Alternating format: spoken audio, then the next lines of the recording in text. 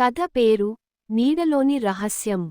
ఒక చిన్న ఊరు, వేపచెట్టు గూడెం. ప్రతి రాత్రి అక్కడ ఒక విచిత్ర శబ్దం వినిపించేది. ఎవరూ బయటకు రాలేదు. ఎందుకంటే ఆ శబ్దం వచ్చిన వెంటనే ఎవరైనా బయటికి వెళ్ళినవాళ్ళు మరునాడు కనిపించేవారు కాదు. ఆ ఊర్లో అనుష అనే యువ జర్నలిస్ట్ వచ్చింది. ఆమెకు రహస్యాలు తెలుసుకోవడం అంటే ఇష్టం. ఆమెకు ఈ వేపచెట్టు గూడెం మిస్టరీ గురించి తెలుసుకున్న వెంటనే అక్కడికి వెళ్ళింది. రాత్రి సమయం. గాలిలో చల్లదనం, ఎక్కడో చీమల చప్పుడు మాత్రమే.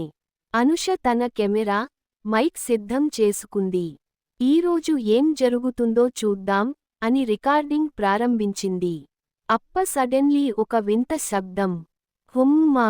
గాలి వేగంగా వీసింది. చెట్లు కదిలాయి. అనుష భయపడి వెనక్కి తిరిగింది. ఎవరూ లేరు. కానీ నేలపై ఒక నల్ల నీడ పరిగెడుతున్నట్టు కనిపించింది. ఆమె కెమెరా ఆన్ చేసి ఫాలో అయింది. నీడ వేపచెట్టు దగ్గర ఆగిపోయింది. చెట్టు కింద పాత చిట్టి ఉంది. తీయకు, చస్తావు అని రాసి ఉంది. అనుష నవ్వింది.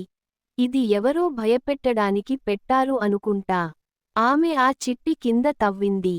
ఒక పాత పెట్టె బయటకు వచ్చింది. అందులో పాత బంగారు నాణేలు, ఒక ఫోటో, ఒక చీటీ ఉన్నాయి.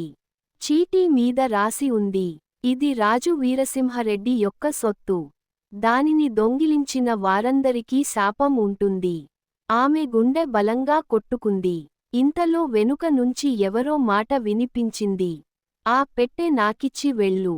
అనుష తడబడింది. తిరిగి చూసింది. ఒక వృద్ధుడు, తెల్ల జుట్టు, కళ్లలో కాంతి. ఆయన చెప్పాడు, నువ్వు దానిని తెరిచావు కాబట్టి ఇప్పుడు ఆ శాపం నీ వెంట వస్తుంది. అనుష వెనక్కి అడుగు వేసింది. మీరు ఎవరు? ఆయన నిశ్శబ్దంగా చెప్పాడు, నేనే ఆ రాజు వీరసింహరెడ్డి యొక్క కాపరి. సడన్ గాలి బలంగా వీసింది. పెట్టె తానే తెరుచుకుంది. దానిలోని నాణేలు గాల్లోకి ఎగిరిపోయాయి.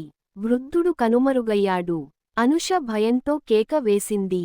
కెమెరా నేలపై పడిపోయింది. రికార్డింగ్ కొనసాగుతోంది. 2 రోజుల తర్వాత పోలీసులు అక్కడికి వచ్చారు. అనుష కెమెరా దొరికింది కానీ ఆమె కనబడలేదు. కెమెరా వీడియోలో చివరి మాటలు, ఇక్కడ నిజంగా ఎవరో ఉన్నారు. ఇది కథ కాదు, ఇది నిజం. అప్పుడు సడన్ గా వీడియోలో ఒక నీడ కదిలింది. అది కెమెరా వైపు వచ్చి బ్లాక్ అయిపోయింది. వీడియో చివర్లో వేపచెట్టుపైన ఒక కొత్త చీటీ వేలాడుతోందా. దానిపై రాసి ఉంది, ఇక ఈ రహస్యం తెలుసుకోవాలనుకునే తర్వాతి వారు ఎవరు? ట్విస్ట్. కొన్ని రహస్యాలు తెలుసుకోవడమే ప్రమాదం. కొన్ని ప్రశ్నలకు సమాధానం ఉండకపోవడం కూడా సత్యం.